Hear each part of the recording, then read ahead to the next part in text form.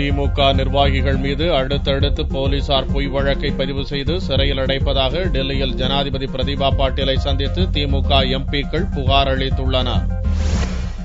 தமிழகத்தில் முந்தைய திமுக ஆட்சிக் காலத்தில் நடந்த நில அபகரிப்பு சம்பவங்கள் தொடர்பாக மாவட்டந்தோறும் தனி போலீஸ் பிரிவு தொடங்கி விசாரணை நடத்த முதல்வர் ஜெயலலிதா உத்தரவிட்டார். அதைத் தொடர்ந்து தமிழகம் முழுவதும் ஏராளமான பொதுமக்கள் புகார் அளித்துள்ளனர்.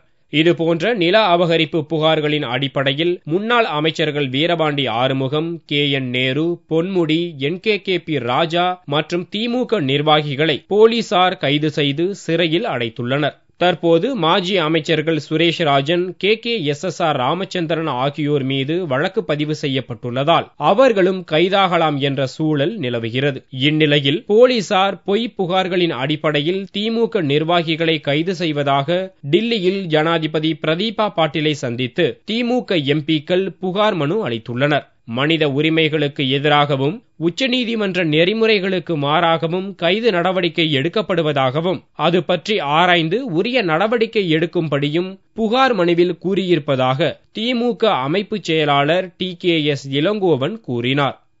அதிமுக ஆட்சி அமைந்த பிறகு திமுக முன்னணியினர் மீது திட்டமிட்டு பொய் வழக்குகள் போடுவது, அவர்களை கைது செய்து உச்ச நீதிமன்ற நெறிமுறைகளுக்கு மாறாக வெகு தொலைவில் உள்ள சிறைச்சாலைகளுக்கு எடுத்துச் செல்வது, அவர்களுடைய உறவினர்கள் கூட அவர்களை பார்க்க விடாமல் தடுப்பது, நிலம் விற்றவர்களையெல்லாம் மிரட்டி திமுகவினருக்கு எதிராக மனு கொடுங்கள், புகார் கொடுங்கள் என்று வற்புறுத்துவது போன்ற நடவடிக்கைகள் அரசியலமைப்பு சட்டம் வழங்கியுள்ள அடிப்படை உரிமைகளுக்கு மாறாகவும் மனித உரிமைகளுக்கு மாறாகவும் உச்ச நீதிமன்ற நெறிமுறைகளுக்கு மாறாகவும் இருக்கிறது என்பதை குடியரசுத் தலைவர் அவர்களிடம் புகாராக அளித்திருக்கிறோம். தமிழகத்தில் புதிய கவர்னராக பொறுப்பேற்ற ரோசையாவை 2 தினங்களுக்கு முன் திமுக தலைவர் கருணாநிதி சந்தித்து பேசியிருப்பது